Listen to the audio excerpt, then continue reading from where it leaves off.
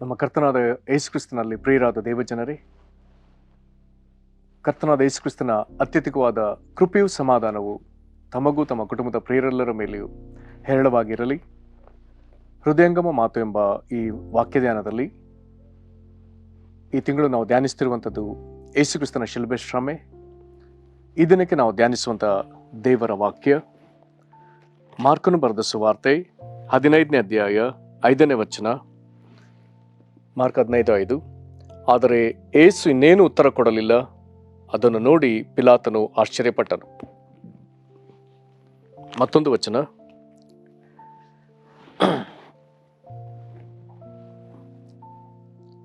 ಲೂಕ 23:9ನೇ ವಚನ. ಲೂಕ 23:9. ಆದರೆ ಅವನು ಅನೇಕ ಮಾತುಗಳಿಂದ ಅವನನ್ನು ಪ್ರಶ್ನೆ ಮಾಡಿದಾಗ್ಯೂ ಆತನು ಅವನಿಗೆ ಏನೂ ಉತ್ತರ ಕೊಡಲಿಲ್ಲ. ಈ ವಾಕ್ಯಗಳನ್ನು ಧ್ಯಾನಿಸುವುದಕ್ಕೆ ದೇವರಾತ್ಮನ ನಮ್ಮನ್ನು ಬಲಪಡಿಸಿ ಬೋಧಿಸಲಿ. ದೇವರು ನಮ್ಮ ಮನೋನೇತ್ರಗಳನ್ನು ಬೆಳಗಿಸಿ ತನ್ನ ಜ್ಞಾನವುಳ್ಳ ಆತ್ಮವನ್ನು ನಮಗೆ ಅನುಗ್ರಹಿಸಲಿ. ನಮ್ಮ ರಕ್ಷಣಾರ್ಥವಾಗಿ, ನಮ್ಮನ್ನು ಪಾಪದಿಂದ ವಿಮೋಚಿಸುವುದಕ್ಕಾಗಿ, ನಮ್ಮ ನರಕದಿಂದ ತಪ್ಪಿಸಿ, ದೇವರ ಕೋಪದಿಂದ ತಪ್ಪಿಸಿ ನಾವು ದೇವರ ನಿತ್ಯ ಜೀವನ ಸಾಧಿಸುವುದಕ್ಕಾಗಿ ದೇವರು ತಾನೇ ಯೇಸುಕ್ರಿಸ್ತನ ಮೂಲಕ ಏರ್ಪಡಿಸಿದ ತನ್ನ ರಕ್ಷಣಾ ಕಾರ್ಯ, ಯೇಸುಕ್ರಿಸ್ತನ ಶಿಲುಬೆಯ ಯಜ್ಞ, ಇದರ ಕುರಿತಾಗಿ ತಿಳ್ಕೊಳ್ಳುವುದಕ್ಕೆ ದೇವರಾತ್ಮ ನಮ್ಮನ್ನು ಹೆಚ್ಚೆಚ್ಚಾಗಿ ಬಲಪಡಿಸಲಿ. ಇದೊಂದು ಕಾರ್ಯ ಎಲ್ಲಾ ಮನುಷ್ಯರಿಗೂ ಆಶೀರ್ವಾದದ ಕಾರ್ಯ. ಈ ದಿನ ನಾವು ಓದಿದ 2 ವಾಕ್ಯಗಳಲ್ಲಿ ಮಾರ್ಕ 15:5. ಆದರೆ ಯೇಸು ಇನ್ನೇನು ಉತ್ತರ ಕೊಡಲಿಲ್ಲ. ಅದನ್ನು ನೋಡಿ ಪಿಲಾತನು ಆಶ್ಚರ್ಯಪಟ್ಟ. ಈ ಪಿಲಾತ ರೋಮ್ ಸರ್ಕಾರದ ಅಧಿಕಾರಿ. ಇಲ್ಲಿ ಲೂಕ 23:9ರಲ್ಲಿ ಆದರೆ ಅವನು ಎಂಬುದಾಗಿ ಹೇಳುವಾಗ ಅವನು ಹೆರೋದ. ಅವನ ಅನೇಕ ಮಾತುಗಳಿಂದ ಆತನಂದ್ರೆ ಯೇಸುವನ್ನು ಪ್ರಶ್ನೆ ಮಾಡಿದಾಗ್ಯೂ ಆತನು ಅವನಿಗೆ ಏನೂ ಉತ್ತರ ಕೊಡಲಿಲ್ಲ. ಯೇಸು ಅವನಿಗೆ ಏನೂ ಉತ್ತರ ಕೊಡಲಿಲ್ಲ. ಹಾಗಾದ್ರಲ್ಲಿ ಹೆರೋದ ಇವನು ಸಹ ರೋಮ್ ಸರ್ಕಾರದ ಅಧಿಕಾರಿ. ವ್ಯತ್ಯಾಸ, ಆಗಿನ ರೋಮ್ ಸರ್ಕಾರದ ಪ್ರಾಂತಗಳಲ್ಲಿ ಇಸ್ರೇಲ್ ದೇಶದ ಬೇರೆ ಬೇರೆ ಪ್ರಾಂತ, ಅದರಲ್ಲಿ ಗಲಿಲಾಯ ಪ್ರಾಂತ, ಅದು ಇಸ್ರೇಲ್ ದೇಶದ ಉತ್ತರ ಭಾಗ, ಇದರ ಮೇಲೆ ಅಧಿಪತಿಯಾಗಿದ್ದವನು, ಒಂದೊಳ್ಳೆ ಗವರ್ನರ್ ಎನ್ನುವಂಥ ಮಾತು ಹೇಳಬಹುದು. ಇದರ ಮೇಲೆ ರೋಮ್ ಸರ್ಕಾರದ ಅಧಿಪತಿಯಾಗಿದ್ದವನು ಹೆರೋದ. ಹಾಗೆಯೇ ಇಸ್ರೇಲ್ ದೇಶದ ದಕ್ಷಿಣ ಭಾಗ ಯೂದಾಯ ಸೀಮೆ, ಈ ಯೂದಾಯ ಸೀಮೆಗೆ ರೋಮ್ ಸರ್ಕಾರದಿಂದ ನೇಮಕವಾಗಿದ್ದ ಅಧಿಪತಿ ಪಿಲಾತ. ಯೇಸು ಕ್ರಿಸ್ತನನ್ನ ಹಿಡಿದ ಹಿರಿಸಭೆಯವರು, ಅಂದರೆ ಮಹಾಯಾಜಕನ ನೇತೃತ್ವದಲ್ಲಿ ಪರಿಸಾಯರು, ಶಾಸ್ತ್ರಿಗಳು, ಇವರುಗಳು ಓಲೆಕಾರರ, ಅಂದರೆ ಧಾರ್ಮಿಕ, ಒಂದೊಳ್ಳೆ ನಮ್ಮ ಭಾಷೆಯಲ್ಲಿ ಪೊಲೀಸರು ಎಂಬುದಾಗಿ ಹೇಳುವ ವಿಧದಲ್ಲಿ ಅವರ ಧಾರ್ಮಿಕ ವಿಚಾರಗಳಿಗಾಗಿ ಜನರನ್ನ ಕೈದು ಮಾಡುವಂಥ ಜನರನ್ನ ಈ ಕನ್ನಡ ಭಾಷೆಯಲ್ಲಿ ಓಲೆಕಾರ ಎಂಬುದಾಗಿ ಹೇಳಿದ್ದಾರೆ. ಅವರ ನೆರವಿನಿಂದ ಯೇಸುಕ್ರಿಸ್ತನನ್ನ ಗೆತ್ಸೆಮನೆ ತೋಟದಲ್ಲಿ ಬಂಧಿಸುತ್ತಾರೆ. ಅಲ್ಲಿಂದ ಆತನನ್ನು ಸೀದಾ ಮಹಾಯಾಜಕನ ಅಂಗಳಕ್ಕೆ ಹೊಯ್ದು ಹಿರಿಸಭೆಯವರೆಲ್ಲರೂ ಕೂಡಿ, ಅದರೊಂದಿಗೆ ಅನೇಕ ಯಹೂದ್ಯರು, ದೊಡ್ಡ ಜನರ ಗುಂಪು ಆತನ ವಿರುದ್ಧವಾಗಿ ನ್ಯಾಯ ತೀರಿಸ್ತಾರೆ ಅಲ್ಲಿ ಸಲ್ಲದ ಮಾತುಗಳಿಂದ. ಆದರೆ ಆತನನ್ನ ಯೇಸುಕ್ರಿಸ್ತನನ್ನ ಮರಣದಂಡನೆಗೆ ಒಪ್ಪಿಸಿಕೊಡಬೇಕೆನ್ನುವಂಥ ಆಲೋಚನೆ ಅವರಲ್ಲಿ ಉಂಟಾದಾಗ ಆ ಒಂದು ಅಧಿಕಾರ ಅವರ ವ್ಯಾಪ್ತಿಗೆ ಬಾರದಿರುವುದರಿಂದ ಈಗ ಆತನನ್ನ ರೋಮ್ ಸರ್ಕಾರಕ್ಕೆ ಒಪ್ಪಿಸಿಕೊಡುವಂಥ ಪ್ರಯತ್ನ ಪಡ್ತಾರೆ. ಯೇಸುಕ್ರಿಸ್ತನನ್ನ ಬಂಧಿಸಿ ಮಹಾಯಾಜಕನ ಅಂಗಳದಲ್ಲಿ ನ್ಯಾಯ ವಿಚಾರಿಸಿ ಯೆರೂಸಲೇಮಿನಲ್ಲಿ, ನಂತರ ಅವನನ್ನು ರೋಮ್ ಸರ್ಕಾರದ ವಶಕ್ಕೆ ಒಪ್ಪಿಸಿದ ಎಲ್ಲಾ ಘಟನೆಯು ಅದು ಯೆರೂಸಲೇಮಿನಲ್ಲಿ ನಡೀತದೆ, ಅಥವಾ ಯೆರೂಸಲೇಮಿನ ಸಮೀಪ ಇದ್ದ ಎಣ್ಣೆ ಮರಗಳ ಗುಡ್ಡ ಮೊದಲುಗೊಂಡು ಯೆರೂಸಲೇಮಿನಲ್ಲಿ ನಡೀತದೆ. ಅಂದ್ರೆ ಇದೆಲ್ಲವೂ ಯೂದಾಯ ಸೀಮೆ, ಯೂದಾಯ ಪ್ರಾಂತ, ಅದರ ಮುಖ್ಯ ಪಟ್ಟಣ ಯೆರೂಸಲೇಮಿನಲ್ಲಿ ನಡೀತದೆ. ಇವೆಲ್ಲವೂ ಪ್ರವಾದನೆ ನೆರವೇರಿಕೆ. ಹಾಗಾದ್ರೆ ಹಿರಿಸಭೆಯವರು, ಅಂದರೆ ಮಹಾಯಾಜಕರು, ಪರಿಸಾಯರು, ಶಾಸ್ತ್ರಿಗಳು, ಇವರ ಗುಂಪು ಯೇಸುವನ್ನ ಈಗ ಮರಣದಂಡನೆಗೋಸ್ಕರ ರೋಮ್ ಸರ್ಕಾರಕ್ಕೆ ಒಪ್ಪಿಸುವ ಈ ವಿಚಾರವನ್ನ ಯೇಸು ಕ್ರಿಸ್ತನು ಆತನು ತನ್ನ ಶಿಷ್ಯರ ಸಂಗಡ ಇರುವಾಗ ಮೊದಲೇ ಆತನು ತಿಳಿಯಪಡಿಸಿದ. ಅದನ್ನು ನಾವು ಮತ್ತಾಯನು ಬರೆದ ಸುವಾರ್ತೆ 20ನೇ ಅಧ್ಯಾಯ 19ನೇ ವಚನದಲ್ಲಿ ಓದ್ತೇವೆ. ಇದು ಸ್ವತಃ ಯೇಸು ಕ್ರಿಸ್ತನ ನುಡಿಗಳು. ಆತನು ಶಿಷ್ಯರಿಗೆ ಹೇಗೆ ತಿಳಿಸ್ತಾನೆ? ಇದು ಈಗ ಶಿಷ್ಯರ ಬಳಿ ಯೇಸು ಕ್ರಿಸ್ತನು ತನ್ನ ಶ್ರಮೆ, ಮರಣ, ಪುನರುತ್ಥಾನಗಳನ್ನ 3ನೇ ಸಾರಿ ಅವರ ಮುಂದೆ ಮಾತನಾಡ್ತಿರುವಂಥ ಸಂದರ್ಭ. ಆಗ ಆತನು ನುಡಿದದ್ದು ಮತ್ತಾಯ 20ನೇ ಅಧ್ಯಾಯದ 19ನೇ ವಚನ. ಅವರವನಿಗೆ ಮರಣದಂಡನೆಯನ್ನು ವಿಧಿಸಿ ಅವನನ್ನು ಅಪಹಾಸ್ಯ ಮಾಡುವುದಕ್ಕೂ, ಕೊರಡೆಗಳಿಂದ ಹೊಡೆಯುವುದಕ್ಕೂ, ಶಿಲುಬೆಗೆ ಹಾಕುವುದಕ್ಕೂ ಅನ್ಯರ ಕೈಗೆ ಒಪ್ಪಿಸುವರು. ಅವನು ಸತ್ತ 3ನೇ ದಿನದಲ್ಲಿ ಜೀವಿತನಾಗಿ ಎಬ್ಬಿಸಲ್ಪಡುವನು. ಇಲ್ಲೀಗ ನಮಗೆ ಈ ದಿನದ ಧ್ಯಾನಕ್ಕೆ ಪ್ರಾಮುಖ್ಯವಾದ ಒಂದು ಮಾತು, ಅನ್ಯರ ಕೈಗೆ ಒಪ್ಪಿಸುವನು. ಹಾಗಾಗಿ ಅನ್ಯರು ಎಂಬುದಾಗಿ ಹೇಳುವಾಗ ರೋಮ್ ಸರ್ಕಾರದ ವಿಷಯ. ಇಲ್ಲಿ ಅವರು ಪಿಲಾತನ ಬಳಿಗೆ ಕರೆತಂದು, ಈಗ ಪಿಲಾತನು ಯೇಸುವನ ಅನೇಕ ಪ್ರಶ್ನೆಗಳಿಂದ ಅವನನ್ನ ನ್ಯಾಯ ವಿಚಾರಿಸ್ತಾನೆ. ಆದರೆ ಯೇಸು ಕ್ರಿಸ್ತನು ಯಾವುದಕ್ಕೂ ಉತ್ತರಿಸುವುದಿಲ್ಲ. ತಿರುಗಿ ಆತನನ್ನ ಪ್ರಶ್ನಿಸಿದಾಗೂ ಆತನು ಉತ್ತರಿಸುವುದಿಲ್ಲ. ಆಗ ಮಾರ್ಕ್ 15:5 ಬರೆದದೆ, ಆದರೆ ಯೇಸು ಇನ್ನೇನು ಉತ್ತರ ಕೊಡಲಿಲ್ಲ. ಅದನ್ನು ನೋಡಿ ಪಿಲಾತನು ಆಶ್ಚರ್ಯಪಟ್ಟ. ಯೂದಾಯದ ಅಧಿಪತಿಯಾಗಿದ್ದ, ಗವರ್ನರ್ ಆಗಿದ್ದ ಪಿಲಾತ ಈಗ ಆಶ್ಚರ್ಯಪಡ್ತಾನೆ. ಅದೇ ಮುಂದುವರೆದ ಭಾಗವನ್ನ ಲೂಕನು ಬರೆಯುತ್ತಾ, ಆ ದಿನದಲ್ಲಿ ಹೆರೋದನೊಂದಿಗೆ ಸ್ವಲ್ಪ ವೈರತ್ವ ಕಟ್ಟಿಕೊಂಡಿದ್ದ ಗಲಿಲಾಯದ ರೋಮ್ ಅಧಿಪತಿ ಹೆರೋದನು ಯೆರೂಸಲೇಮಿಗೆ ಬಂದಿರ್ತಾನೆ. ಆಗ ಪಿಲಾತನು ಒಂದು ವೇಳೆ ಹೆರೋದನೇನಾದರೂ ವಿಚಾರಿಸಿದ್ರೆ ಏನಾದರೂ ತಪ್ಪು ಕಂಡು ಬಂದೀತೆಂಬುದಾಗಿ ಯೇಸು ಕ್ರಿಸ್ತನನ್ನ ಅವನ ಬಳಿಗೆ ಆ ರಾತ್ರಿ ಕಳಿಸ್ತಾನೆ.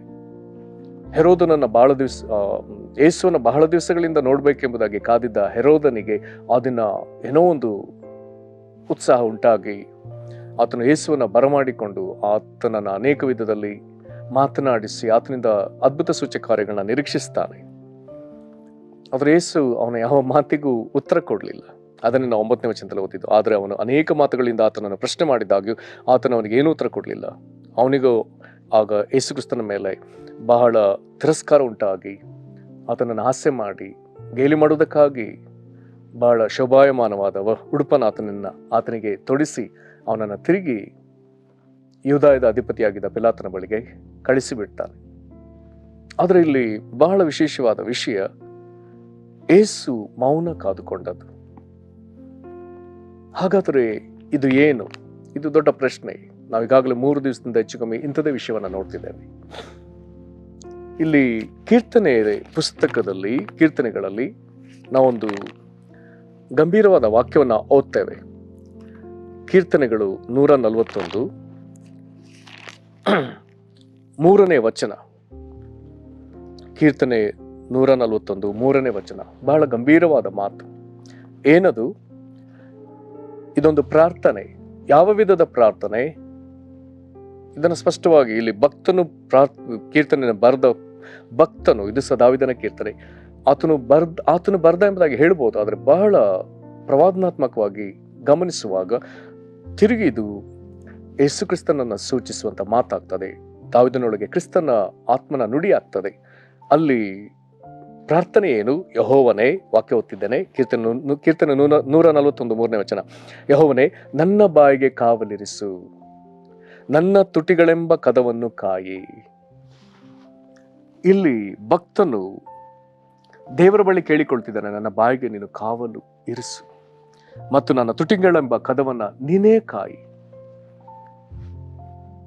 ಯಾಕೋಬನು ಈ ಬಾಯಿನ ವಂಚಕ ಎಂಬುದಾಗಿ ಹೇಳ್ತಾನೆ.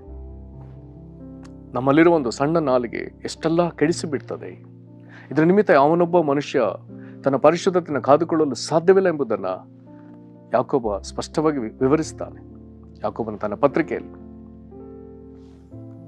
ಹಾಗಾದರೆ ಯೇಸು ಈಗ ತನ್ನ ಬಾಯಿಯನ್ನ ಕಾದುಕೊಳ್ಳುವಂತೆ ತಾನೂ ಬಹಳ ಎಚ್ಚರಿಕೆಯಿಂದಲೂ ಪ್ರಜ್ಞೆಯಿಂದಲೂ ವರ್ತಿಸ್ತಿದ್ದಾನೆ. ಅದೇ ವೇಳೆಯಲ್ಲಿ ಬಾಯನ್ನು ಸೃಷ್ಟಿಸಿದ ದೇವರಿಗೆ ಆತನು ಬೇಡಿಕೊಳ್ತಾ, ಆತನ ಮೇಲೆ ಆತುಕೊಳ್ಳುತ್ತಾ, ಆ ದೇವರು ತಾನೇ ಈತನ ಬಾಯಿಗೆ ಕಾವಲಿರಿಸಿ ಈತನ ತುಟಿಗಳೆಂಬ ಕದವನ್ನು ಕಾಯಬೇಕೆಂಬುದಾಗಿ ಆತನಿಗೆ ಒಪ್ಪಿಸಿಕೊಡ್ತಿದ್ದಾನೆ. ಅಂದರೆ ಕೊಂಚಿತ್ತೂ ಬಾಯಿಂದ ತಪ್ಪಾಗಬಾರದು. ಹಾಗಾಗಿ ಭಕ್ತನಾದ ಅಪೊಸ್ತಲನಾದ ಪೇತ್ರನಾದ ಸ್ಪಷ್ಟವಾಗಿ ಬರೀತಾನೆ, ಆತನ ಬಾಯಲ್ಲಿ ಯಾವ ಪಾಪ ಸಿಕ್ಕಲಿಲ್ಲ ಅಥವಾ ಆತನ ಬಾಯಲ್ಲಿ ಯಾವ ವಂಚನೆ ಸಿಕ್ಕಲಿಲ್ಲ. ಹಾಗಾದ್ರೆ ಬಾಯಿ ಕಾದುಕೊಳ್ಳುವುದರಿಂದ ಲಾಭವೇನು? ಬಾಯನ್ನು ಕಾದುಕೊಳ್ಳುವುದರಿಂದ ಲಾಭವನ್ನ ಕೀರ್ತನೆ ನಾವು 34ರಲ್ಲಿ ನಾವು ಓದಿ ತಿಳ್ಕೊಳ್ಳುವುದಕ್ಕೆ ಸಾಧ್ಯ. ಬಾಯಿ ಕಾದುಕೊಳ್ಳುವಂಥದ್ದು ಇಲ್ಲಿ ಕೀರ್ತನೆ 34:13ನೇ ವಚನಕ್ಕೆ ಬರುವಾಗ ಇಲ್ಲಿ ಈ ವಚನವು ಹೀಗೆ ಆರಂಭವಾಗ್ತದೆ: ಹಾಗಾದರೆ ಕೆಟ್ಟದಕ್ಕೆ ಹೋಗದಂತೆ ನಾಲಿಗೆಯನ್ನು ಕಾದುಕೋ, ವಂಚನೆಯ ಮಾತುಗಳಿಗೆ ಬಿಡದೆ ತುಟಿಗಳನ್ನು ಇಟ್ಟುಕೋ. ಹಾಗಾದ್ರೆ ತಿರುಗಿ ಬಾಯಿ ವಿಚಾರ ಬರುವಾಗ 2 ಅಂಗಗಳನ್ನು ಮಾತನಾಡ್ತಾನೆ, ನಾಲಿಗೆ, ತುಟಿ. ಮತ್ತೆ ವಚನವನ್ನು ನೋಡೋಣ. ಹಾಗಾದ್ರೆ ಕೆಟ್ಟದಕ್ಕೆ ಹೋಗದಂತೆ ನಾಲಿಗೆಯನ್ನ ಕಾದುಕೋ ಎಂಬುದಾಗಿ ಒಂದು ಬೋಧನೆಯಲ್ಲಿ ಇದೆ. ಮತ್ತು ವಂಚನೆ ಮಾತುಗಳಿಗೆ ಬಿಡದೆ ತುಟಿಗಳನ್ನ ಇಟ್ಟುಕೋ. ಯಾವ ಕಾರಣಕ್ಕಾಗಿ? ಈ ಕೀರ್ತನೆ 34:11ನೇ ವಚನಕ್ಕೆ ಬರುವಾಗ 12ನೇ ವಚನಕ್ಕೆ ಬರುವಾಗ ಅಲ್ಲಿ ಒಂದು ಆಹ್ವಾನವಿದೆ. 11ನೇ ವಚನದಲ್ಲಿ ಒಂದು ಆಹ್ವಾನವಿದೆ. ಯಾರಿಗೆ? ಮಕ್ಕಳಿಗೆ. ಅಂದ್ರೆ ನಮಗೆ, ಮಕ್ಕಳಿರ ನನ್ನ ಮಾತನ್ನು ಕೇಳಿರಿ, ನಾನು ಯೆಹೋವನ ಭಯವನ್ನು ನಿಮಗೆ ಕಲಿಸುವೆನು. ಆಹ್ವಾನ ಯಾಕೆ? ದೇವರ ಮೇಲಿನ ಭಯವನ್ನ, ಯೆಹೋವನ ಭಯವನ್ನ ಕಲಿಯುವುದಕ್ಕಾಗಿ ಒಂದು ಆಹ್ವಾನ. ಅದಕ್ಕೆ ಯಾವ ಕಾರಣಕ್ಕಾಗಿ ಆಹ್ವಾನ? ದೇವರ ಭಯ ಯಾತಕ್ಕಾಗಿ ಕಲಿಬೇಕೆನ್ನುವುದಕ್ಕೆ ವಿಷಯ 12ನೇ ವಚನದಲ್ಲಿ ಕೀರ್ತನೆ 34:12, ದೀರ್ಘಾಯುಷ್ಯವು ಬೇಕೋ, ಬಹುದಿವಸ ಬದುಕಿ ಸುಖವನ್ನು ಅನುಭವಿಸಬೇಕೋ. ದೀರ್ಘಾಯುಷ್ಯ, ಬಹುದಿವಸ ಬದುಕುವುದಕ್ಕೆ, ಬದುಕಿದ ಕಾಲವೆಲ್ಲ ಸುಖವನ್ನು ಅನುಭವಿಸುವುದಕ್ಕೆ. ಹಾಗಾದ್ರೆ ಮಾಡಬೇಕಾದದ್ದೇನು? ಇಲ್ಲಿ ಹಣವನ್ನು ಹೇಗೆ ಸಂಪಾದಿಸಬೇಕು, ಆಸ್ತಿಯನ್ನು ಹೇಗೆ ಸಂಪಾದಿಸಬೇಕು, ಹೇಗೆ ಪ್ರಾಪರ್ಟಿಗಳನ್ನ ಮಾಡಿ ನಾವು ಹೇಗೆ ನಮ್ಮ ಸುರಕ್ಷತೆಯನ್ನು ಕಾದುಕೊಳ್ಳಬೇಕು, ಈ ವಿಚಾರಗಳನ್ನ ಮಾತನಾಡದೆ ಬದಲಾಗಿ ಹೇಳ್ತದೆ ದೀರ್ಘಾಯುಷ್ಯಕ್ಕಾಗಿ, ಬಹುದಿವಸ ಬದುಕಿ ಸುಖ ಅನುಭವಿಸೋದಕ್ಕಾಗಿ. ನಂತರ ಕೂಡಲೇ ಹೇಳ್ತದೆ, ಹಾಗಾದರೆ ಕೆಟ್ಟದಕ್ಕೆ ಹೋಗದಂತೆ ನಾಲಿಗೆಯನ್ನು ಕಾದುಕೋ, ವಂಚನೆ ಮಾತುಗಳಿಗೆ ಬಿಡದೆ ತುಟಿಗಳನ್ನು ಇಟ್ಟುಕೋ. ಕರ್ತನಲ್ಲಿ ಪ್ರೀತಿಯುಳ್ಳ ದೇವ ಜನರೇ, ಬಹುದಿವಸ ಬದುಕುವ ವಿಚಾರದಲ್ಲಿ ದೇವರು ನಮಗೆ ಈ ಲೋಕದಲ್ಲಿ ಆಯುಷ್ಕಾಲವನ್ನು ನಿಗದಿಪಡಿಸಿದ್ದಾನೆ. ದೇವರ ವಾಕ್ಯದ ಪ್ರಕಾರ ಆಯುಷ್ಕಾಲ ನಮ್ಮ ದುರ್ನಡತೆಯಿಂದ ಮೊಟಕುಗೊಳ್ಳುವುದಕ್ಕೂ ಸಾಧ್ಯವೆಂಬುದನ್ನು ಕೆಲವು ವಚನಗಳು ಮಾತನಾಡ್ತದೆ. ದೇವರ ನೀತಿಗೆ ನಾವು ಸರಿಯಾಗಿ ನಡೆಯುವುದಾದರೆ, ದೇವರ ಮೆಚ್ಚುಗೆಗೆ ಪಾತ್ರರಾಗುವುದಾದರೆ, ದೇವರ ವಾಕ್ಯವನ್ನು ಕೈಗೊಳ್ಳುವುದಾದರೆ, ವಾಕ್ಯವು ನಮಗೆ ಹೀಗೆ ಹೇಳ್ತದೆ, ದೇವರು ನಮಗೆ ನೇಮಿಸಿದ ಆಯುಷ್ಕಾಲವನ್ನು ಆತನು ಇನ್ನೂ ವೃದ್ಧಿಪಡಿಸ್ತಾನೆ.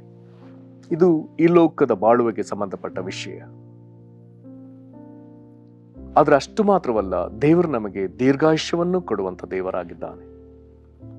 ದೀರ್ಘಾಯುಷ್ಯ ಅಂತ ಕೊಡುವಂತ ದೇವರು ಮಾತ್ರವಲ್ಲ, ಆತ ನಮಗೆ ನಿತ್ಯ ಜೀವ. ಹಾಗಾದ್ರೆ ಎಂದೆಂದಿಗೂ ಬಾಳುವಂತ ದೇವರ ಐಕ್ಯತೆಯಲ್ಲಿ ಸದಾ ಇರತಕ್ಕ ಒಂದು ಕೃಪೆ ಅಲ್ಲಿ ಬರ್ತದೆ. ಹಾಗಾದ್ರೆ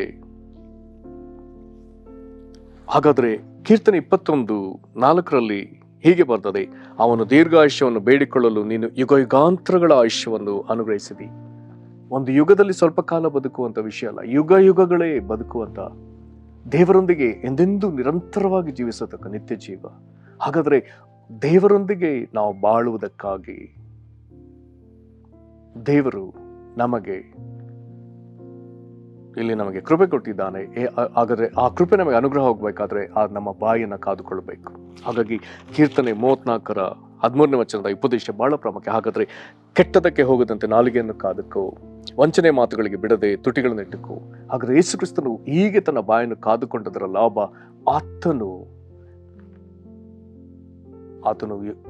ಆತನು ಹೇಳಿದ್ದಾನೆ ಪ್ರಕಟಣೆ ಪುಸ್ತಕದಲ್ಲಿ, ಯುಗಾಂತರಗಳಲ್ಲಿ ನಾನು ಬದುಕುವನಾಗಿದ್ದೇನೆ.